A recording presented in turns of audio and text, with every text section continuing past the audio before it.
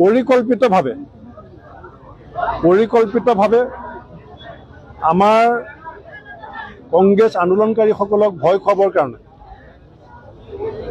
BJP চৰকাৰে হিমন্ত বিশ্ব শৰ্মাৰ নেতৃত্বত মৃদুল ইছলামক হত্যা কৰিছে।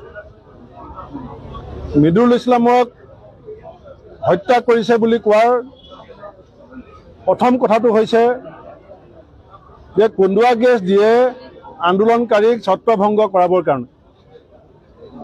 আনকি মোৰ লগত ভিডিঅ' আছে, সাংবাদিকৰো দুজনমান সাংবাদিক কিবা কাৰণত কপাল ভাল কাৰণে বাচি আহিছে, সাংবাদিকো ঢলি পৰিছিলে। তেওঁলোকে তলত মুখৰ সন্মুখত কন্দুৱা গেছ দিছে, আৰু এটা নহয়, দুটা নহয়, 3টা কন্দুৱা গেছ একেলগে দিছে। আজিলৈকে আমি কোনো দেখা নাই, কন্দুৱা গেছ দিয়া আমি দেখিছোঁ, কিন্তু মুখৰ সন্মুখত কন্দুৱা গেছ দি মৃদুল ইছলামক হত্যা কৰি আমাক ভয় খুৱাবৰ কাৰণে চৰকাৰে যিটো ষড়যন্ত্ৰ কৰিছে, আমি ভয় খোৱা নাই, আৰু মৃদুল ইছলামৰ মৃত্যু আমি অথলে যাবলৈ নিদিওঁ। আজিৰ পৰা বিজেপি চৰকাৰৰ দুৰ্নীতিৰ বিৰুদ্ধে যিখন যুদ্ধ কংগ্ৰেছে গোটেই ভাৰতজুৰি কৰিছে, আমাৰ কংগ্ৰেছ দলৰ লিগেল সেলৰ সেক্ৰেটাৰী,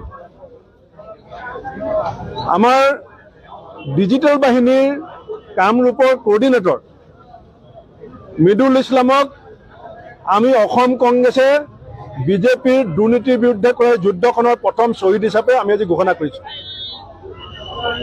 আজি গোটেই অসমত কংগ্ৰেছ দলৰ পতাকা অৰ্ধনমিত হ'ব।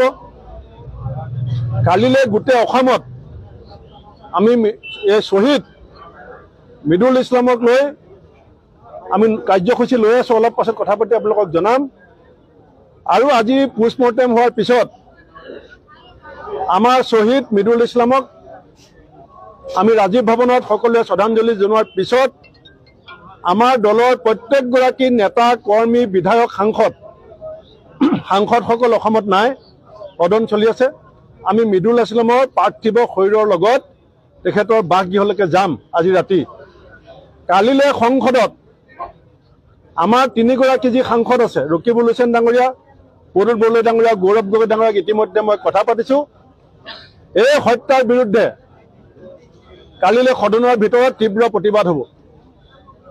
আমি এটা হাই লেভেল এনকুৱাৰী বিচাৰিছোঁ যে হিমন্ত বিশ্ব শৰ্মাই কোনজন অফিচাৰক নিৰ্দেশ দিছিল একেলগে 3টা কন্দুৱা গেছ দি পেলাই মানুহ হত্যা কৰিবৰ কাৰণে। মোৰো উশাহ নিশাহ বন্ধ হৈ গৈছিলে, সাংবাদিকৰ উশাহ নিশাহ বন্ধ হৈ গৈছিলে। আন্দোলন, গণতান্ত্ৰিক আন্দোলনত তেওঁলোকে ভয় খাইছে, কাৰণ স্মাৰ্ট মিটাৰৰ বিৰুদ্ধে গোটেই দেশৰ ৰাইজ গৰজি আছে। মণিপুৰ যেনেকৈ জ্বলিছে, নাঙঠ কৰি পেলাই মহিলাক ৰাস্তাত খোজ কঢ়াইছে। মোদী ডাঙৰীয়াৰ খবৰ নাই।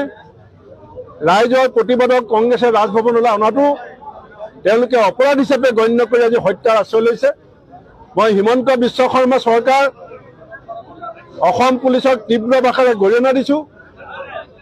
যিকেইজন বিষয়াই হিমন্ত বিশ্ব শৰ্মাৰ নিৰ্দেশত এই ষড়যন্ত্ৰ কৰি হত্যা কৰিছে, তেওঁলোকৰ আমি কঠোৰ শাস্তি হোৱাটো বিচাৰিছোঁ।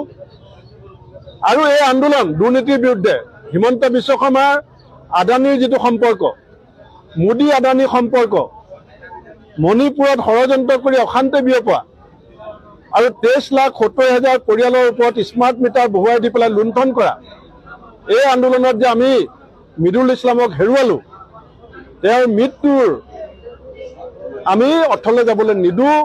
এই আন্দোলন আৰু তীব্ৰতৰ হ'ব। এই আন্দোলনক আৰু আপোচ কৰাৰ কোনোদিন কংগ্ৰেছে প্ৰশ্ন উঠা নাছিল, কিন্তু আন্দোলন যে অধিক তীব্ৰতৰ হ'ব এই কথা মই অসমৰ মুখ্যমন্ত্ৰীক জনাই দিছোঁ। নিশ্চিতভাৱে আমাৰ ইতিমধ্যে আমাৰ জেনেৰেল ছেক্ৰেটাৰী অৰ্গেনাইজেশ্যন বিপুল গগৈ ডাঙৰীয়াক আমি FIR যিখন আমাৰ কেছ দিব লাগে হত্যাকাৰী চৰকাৰৰ বিৰুদ্ধে, সেই কেছ দিবলৈ আমি লতাশিল থানালৈ পঠিয়াইছোঁ।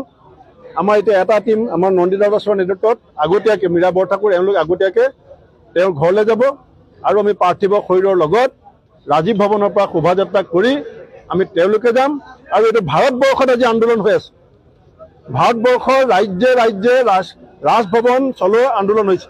মই ৰাহুল গান্ধী ডাঙৰীয়াকো ইতিমধ্যে বাৰ্তা দিছোঁ।